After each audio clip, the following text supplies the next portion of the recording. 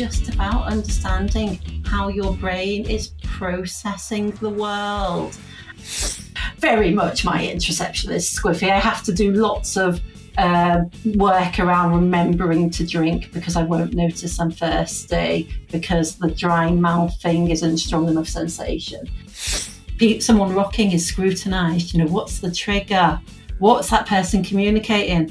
Actually, the person may be communicating with the world around them. They may be going, this feels nice, or this is visually making a change that's making it really interesting for me to be in the world. Stimming is kind of a really neuroaffirmative, but kind of really purposeful thing that our body does. Hi and welcome to This Is Autism, the podcast from the North East Autism Society. My name is Kerrie Highcock and I'm the Family Development Manager at the charity. Today I'm joined by Sarah Meharg, an experienced occupational therapist and founder of MoodLifter. Sarah has spent over 20 years supporting people's mental health and well-being, and she's passionate about helping individuals understand and embrace their sensory differences. In this episode, we'll be exploring sensory processing, what it is, how it can differ for autistic people, and why recognising and supporting these differences really, really matters. We're also going to talk about stimming, self-regulation, and how we can all become more sensory aware in our daily lives. So thank you, Sarah, so much for coming onto the podcast today. Thank you for inviting me on. It's great. So I guess can you tell us, just to start, Sarah, a little bit about your role as an occupational therapist and what you do at MoodLifter? Yeah, so I think often, because occupational therapists work in so many areas, when you say you're an occupational therapist, people will have this this idea about what it's about based on, I've had an OT that helped my son or my mum. And really, it's so varied because we support people with any meaningful or purposeful activity. We're looking about how people do life and how our environment, resources and routines can really support that or get in the way.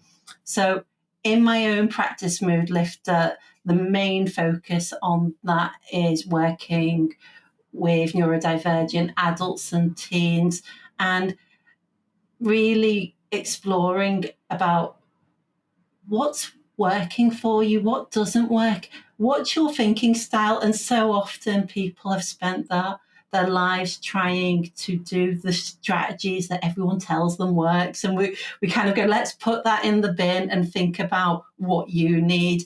So that's most of my job, is doing that one-to-one. And I also have a few different side projects. And I've got one I'm very excited about at the moment, where I'm creating a reflective journal and training course for health professionals aimed at improving physical health outcomes for neurodivergent people.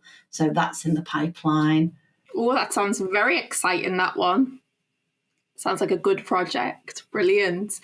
So I guess one of the things, I think we talk about the word sensory all the time. I mean, I have a lot of professionals sometimes that I work with, and they say, "Oh, he's very sensory," or "She's very sensory," and it's kind of like, what are we talking about when we say that? Because to me, it doesn't really make any sense because we're all sensory beings.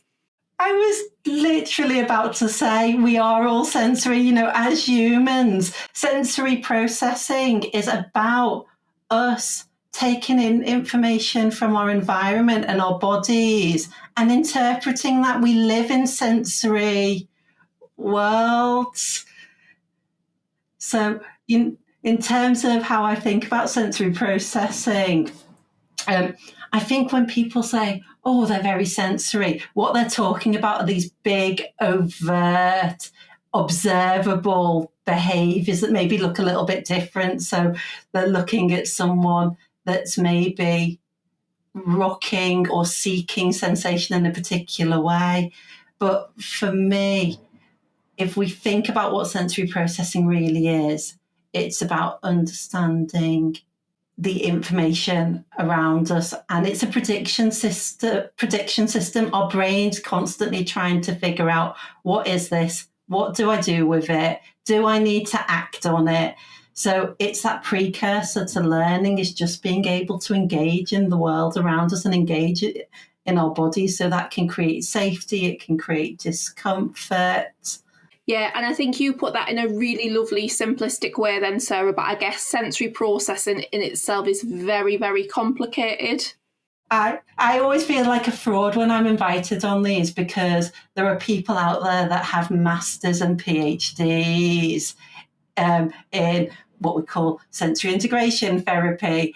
And I always say to people, if you're looking at sensory processing, please seek out someone that's got a really high level of training, because there's so much. I've kind of got the first couple of levels of that. I've got my own lived experience. I've got a pick and mix of things that courses I've done and things that have interested me in learning and listening from other people's lived experience. But I think to simplify it down, the main points that we need to kind of understand is that we register sensory input, so we have to notice it. So if a mosquito lands on my hand, I will either see a little black dark movement. I might feel that against my skin. You've then got to modulate it, which is like the volume dial, which is how much of that input are you going to pay attention to. So your brain might filter it out and go, that's not important. But because it's something new or a new sensation, it might go, oh, that's really important. Let's pay attention to that.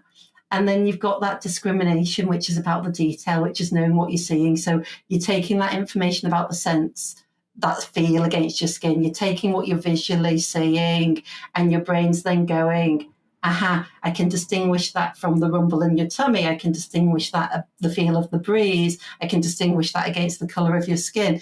It's a mosquito. And then that enables you to then plan and motor control and do an action to control it, which obviously no one wants a mosquito on your skin. That action will probably be to swipe it away, blow it away. So it's all about building those different things together. And then there's lots of complex kind of neural exciting pathways that I get really geeky about. Oh, that's great. Sometimes I think it is about simplifying things, particularly, I work with a lot of families and they don't need the big posh terminology, Sarah. They just need it exactly how you've just described it. So, that really resonates with me. So I suppose, and I remember when you spoke at our conference, and one of the things I took from that is that people have got they've got this kind of idea what is the norm in terms of sensory processing. But actually what you were talking about is, when we kind of talk about hyper and hyposensitivity, we're kind of then presuming that there's a normal way of interpreting sensory input. And that's the one thing that I really took from your talk. And I thought, actually, you're completely right. Like we do checklists with young people and things, but we're doing that based all against a neurotypical kind of baseline, aren't we? I'm so pleased you took that from the conference, because I was definitely at a point when we had that conference where this language that we use as professionals, or even as kind of parents or people with lived experience, I was really grappling with it, because I was like, why am I saying it's hypo or hyper, and just thinking about where we measure that against. And it isn't about there being a right or wrong. It's just about understanding how your brain is processing the world and recognizing that your experience is valid, but it may be different from someone else's. And obviously when the way you're operating is maybe different from the way a majority of people are operating, it then tends to get labelled with, you're the one with the problem or the disability. Why do we need to make an accommodation? Or while I was thinking about the prep for this podcast, I was just thinking really about how so many people I see, including myself, we've had things phrased for us. We'll be told that we're anxious. We'll be told that we're sensitive. We might be told that we're insensitive. We might be told that we're hyperactive. And we might have particular ways of them thinking about those things and try resolving that by, oh, I'm anxious. I will look at the stuff around anxiety management, which some of that's around graded exposure. And actually, we know that autistic people don't get used to. They don't habituate to sensations. They don't modulate and zone them out in the same way a neurotypical person does, because that sensory input continues to be new. The brain interprets it as new every time.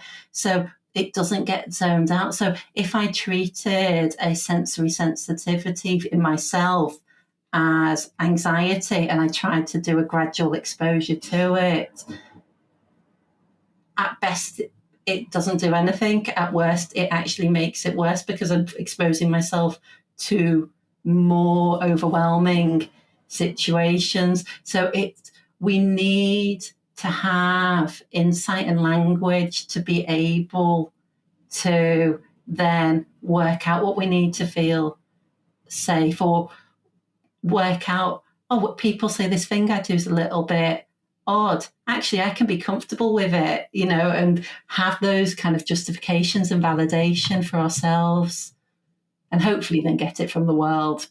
No, completely. I think it leads into everything that I kind of like to talk about, I guess, around, measuring everything against those neurotypical standards. We run parent and toddler groups, Sarah, and obviously one of the things in early years is around developmental norms and stages of development. But actually, they're just based on the majority of neurotypical people. Little Bob, who's 18 months old, who's stimming in the sand, then it's purposeful for him. It's got meaning. It's about us, isn't it? Trying to work out what that meaning is for him. If he can't at that age, obviously, because this is a very little person. And it's sometimes about celebrating how gorgeous that interaction with the environment is. To be that engrossed in something, or to know your sensory system that well, that you've innately found a way of giving yourself regulation, or the sensory input that you find enjoyable or regulating in some way. That needs to be celebrated. I've been doing a piece of work in eating disorders, and a common thing I'm seeing is this idea around, oh, well, the person's keeping all their food separate or only eating one thing at a time.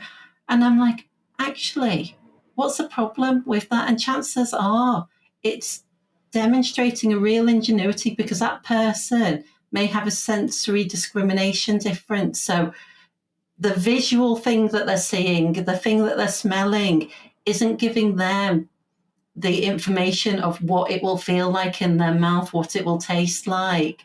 So they've invented a way of getting their nutritional needs met, and to manage that by going, right, to make this food predictable, I do need space between the food, or I do need to keep it focused on one sensation. So I just think people are brilliant at being inventive with how they have workarounds for what you're experiencing.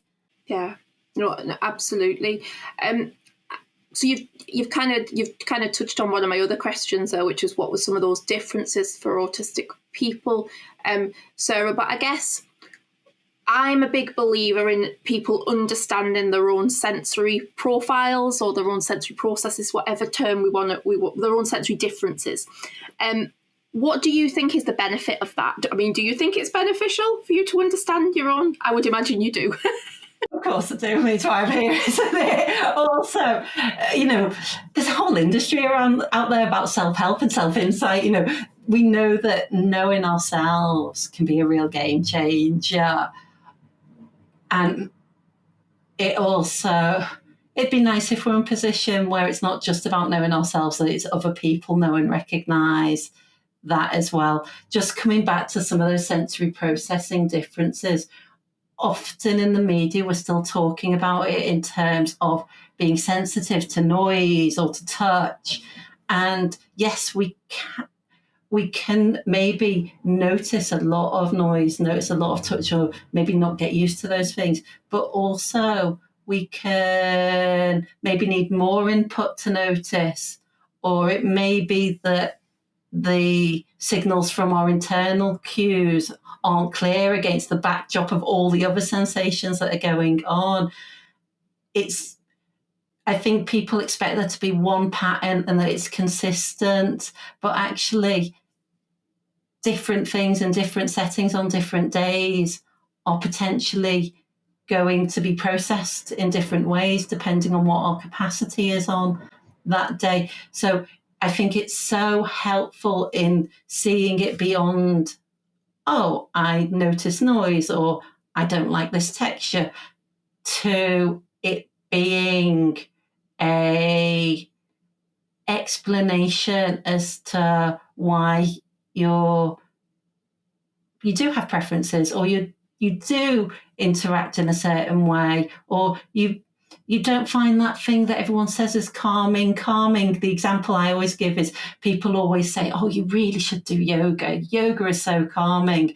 I've got my balance system. If my head is tilted below my heart, it sends me into a very high energy state. That is never going to be a calming space for me. So if I go into this activity expecting it to be calming, I'm going to feel very different. If I go in going, actually, that's a great activity to do if I need to increase my alertness, that's going to be a very different approach to how and when I use that activity.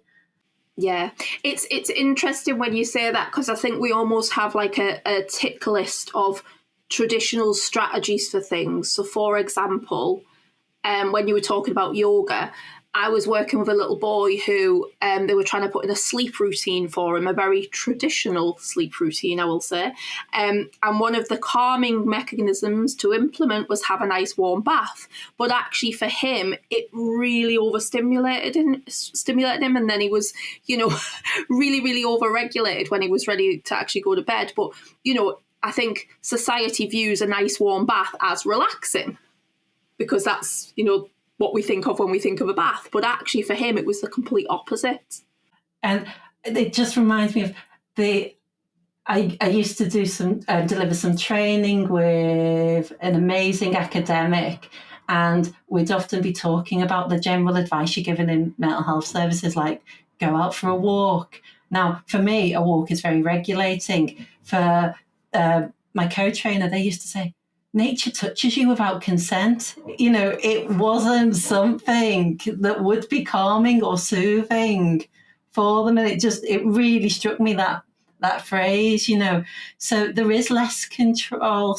So we've really got to honour what the person's feeling or telling us, because otherwise we end up in this compliance where people are shut down. Completely, Sarah, and I'm sorry because I'm bouncing around our original questions, but that does lead me. You were talking briefly before without using the word, but around interoception, so understanding those internal body sensations and what that means, just for kind of clarity for our listeners.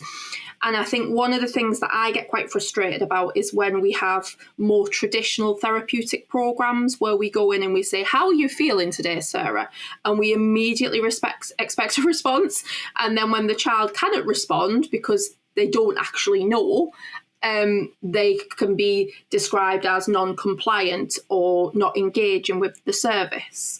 Do you have an experience of that? Or, that might just be one of my big frustrations. Oh, no, I think it's so common working with neurodivergent people. Also, as a society, we're conditioned to say, how are you? And that's it's pretty meaningless, those words. That could mean anything depending on the context you're in.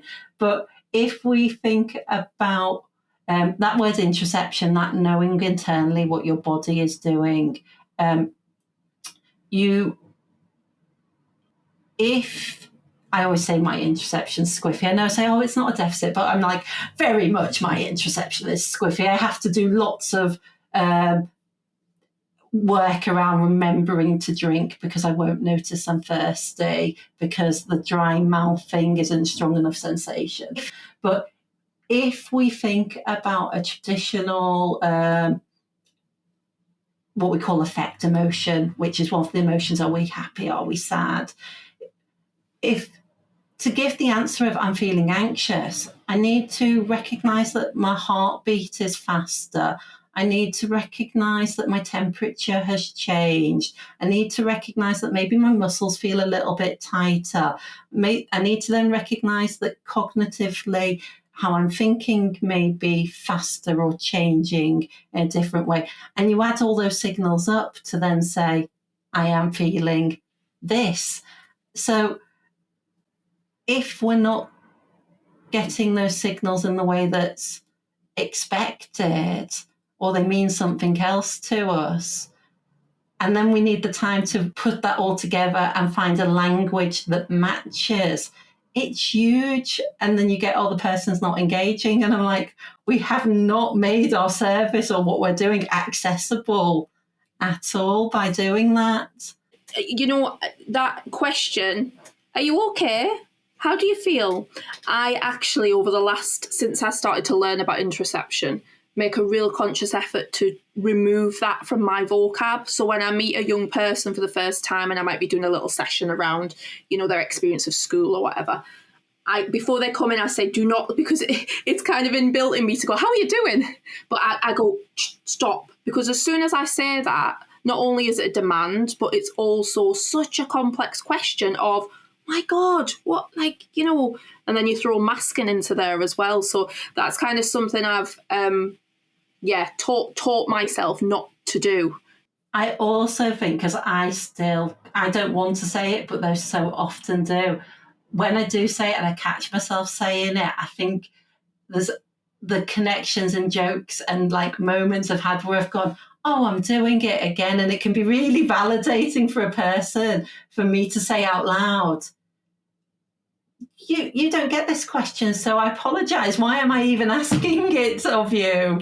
Yeah, completely so. So we're going to just take a little break there, Sarah. And when we come back, we're going to talk a little bit about stimming and sensory regulation. So we'll take a little moment and then our listeners will come back and listen a little bit more to us, I hope. Hi, while we're on a quick break, I thought I'd tell you a little bit more about the Family Development Service here at the North East Autism Society. The Family Development Services provides support for families pre, during and after diagnosis and includes a variety of services, including our parent and toddler groups, autism hubs, workshops for families, a dedicated enquiry line and our resource site as well, which can be found at the family resource site on the North East Autism Society website. So if you go to ne-as.org.uk and go along to the family development site, you can find all the information there. Hi everyone, welcome back to This Is Autism. We're here today with Sarah Meharg talking about sensory processing differences. So Sarah, let's talk about stimming, which I know is something that you love to talk about. And I loved it when you did the conference, specifically all about stimming, actually, when you did the session for us. So I think just to start us off, what is it? What are we talking about? So stimming, it's a word we'll have all heard, and it's kind of been reclaimed from clinical language, and it's short for self-stimulatory behaviour. But basically, it's little moments of repetition that are helping us regulate our nervous system. So it can be movements, it can be vocalizations. We can even stim with thoughts around having some sort of thought that we're playing with and repeating. And it's really about being able to help either our attention levels or just interact with our bodies and the world around us. And it can be particularly useful at times of stress. So whether that, if you're autistic, maybe during a change or a transition of some sort, if we've been doing a very non-physically demanding activity like studying, maybe we need some movement to increase our arousal level. Maybe it's we're overstimulated and we're feeling very overwhelmed by things, and it can be something predictable and soothing to bring us down. So it's got a whole load of functions, and kind of the research has been really lovely over the last few years because it's much more around that autistic experience of stimming. So it's about and listening to that. So there's so much around, actually it can be an expression of joy. It can be done just because it feels good. There's a whole host of reasons that underpin it. And, we're I'm just thinking about some of the young people you work with, were often someone rocking is scrutinized. What's the trigger? What's that person communicating? Actually, the person may be communicating with the world around them. They may be going, this feels nice, or this is visually making a change that's making it really interesting for me to be in the world. So it's not always something to suppress or to train away or to stop doing. And yet quite often, one of my kind of neurotype profiles is ADHD. You kind of get trained to sit still, be quiet. So you kind of learn to suppress some of these movements that can potentially feel good. And it's not just for neurodivergent people. As humans, we all do elements of stimming. We all have movement and repetition for our regulation. It's just for autistic people, for ADHDers, that might look different. That might be more overt in some ways. I think the example I gave during that conference was of playing rugby. People meet their sensory needs, but I can't think of anything worse than going out and bashing bodies about and catching a ball and doing all those things. But people will do actions to regulate themselves. So stimming is kind of a really neuroaffirmative, but kind of really purposeful thing that our body does. Yeah. And again, I think another thing I took from when you spoke, Sarah, was around, stimming is a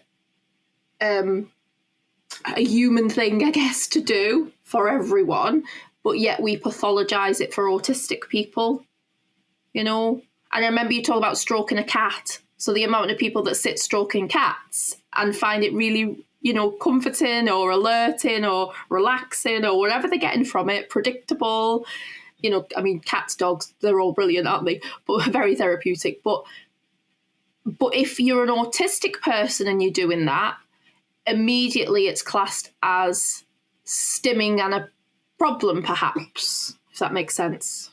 It absolutely does make sense. And then if you're told the thing you're doing that feels nice is a problem, in terms of psychologically, that suppressing part of yourself, the implications around masking, hiding parts of yourself, not allowing yourself to regulate, all of that leading to you not feeling safe in your body. And it can be really hard to get in touch with what does feel good in terms of movement and stimming, because there could be so many layers of shame behind it that are quite subconscious, that it can be really tricky to unpick that.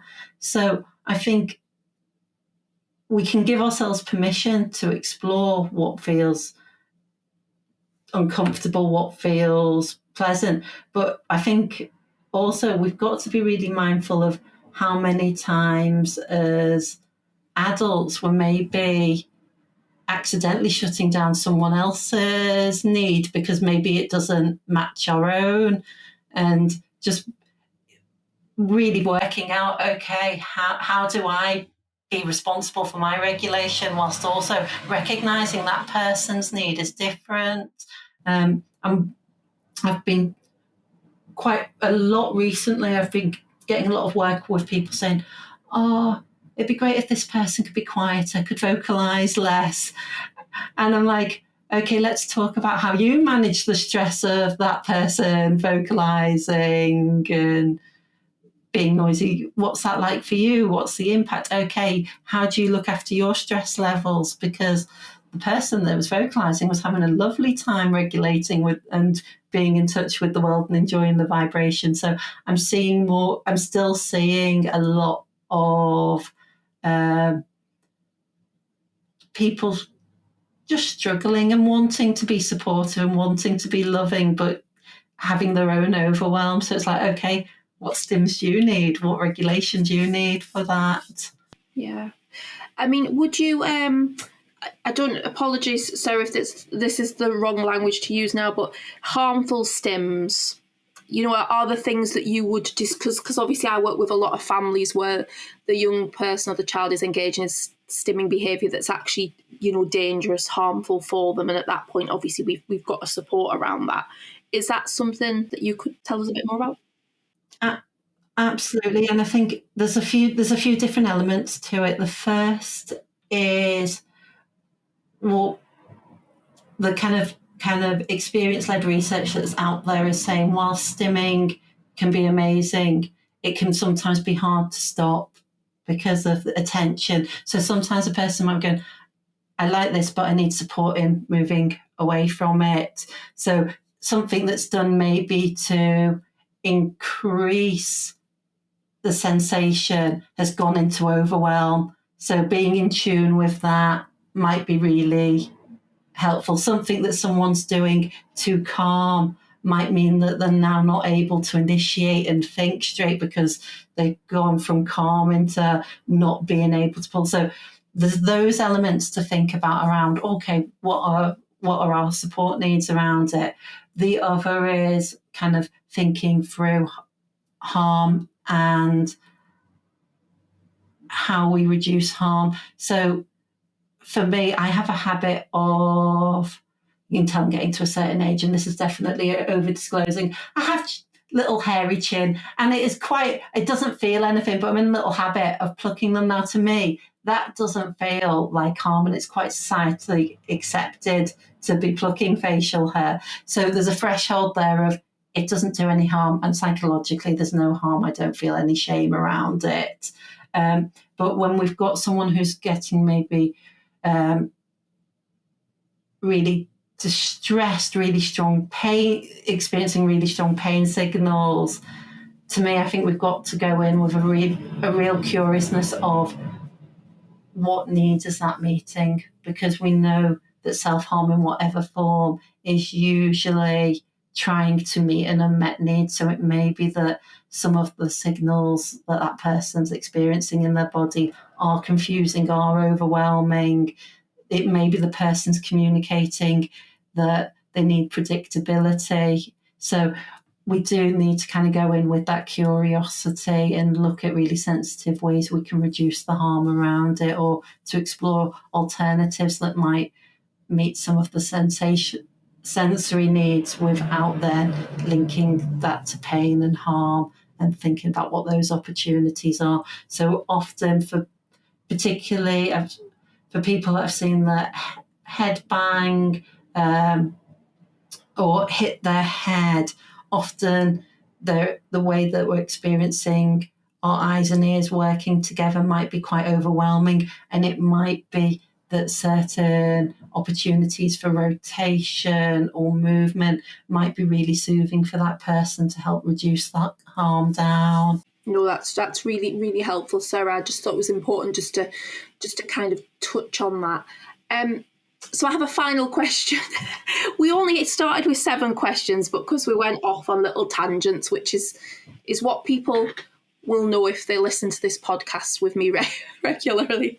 So I guess just if you could give our listeners, and the podcast listened to by parents, professionals, autistic people, if you could give them one final message relating to sensory processing and understanding sensory differences, what would it be? And I know that's hard because there's probably lots of messages. I was about to say, you making a challenge, making it in one? I was talking earlier about having the language for it matters. There's some really geeky stuff that I go into around. Most languages, as they develop, don't really have a word for blue for a very long time. Blue comes about much later, and we don't tend to see blue until we start to categorize it and put a label to it. The reason I'm giving that metaphor is really about thinking about the language and being curious about what's going on internally is really important, because we can then give a framework for a person understanding themselves, a person being able to self-advocate and understand for themselves. Through the whole of today, I've probably not used the word sensory preference because I don't see it as a preference. We're often talking about needs. Yes, we might have things we like or dislike, or we like a little bit more, but this is about needs. So what we need to do is be curious. We need to be curious about ourselves, and we need to be curious about other people's experiences so we can then have the language to understand that. Brilliant. Thank you so much, Sarah, for joining us today on our podcast. It's been an absolute pleasure, and I'm sure we'll hear from you again very, very soon. And to all our listeners, thank you so much. If you've got any questions or comments about anything you've heard, please get in touch at info@ne-as.org.uk. You can also follow the North East Autism Society on Facebook, Twitter, Instagram or LinkedIn. The podcast This Is Autism comes out each month, and you can subscribe on Apple Podcasts, Google or Spotify so you never miss an episode. So bye for now.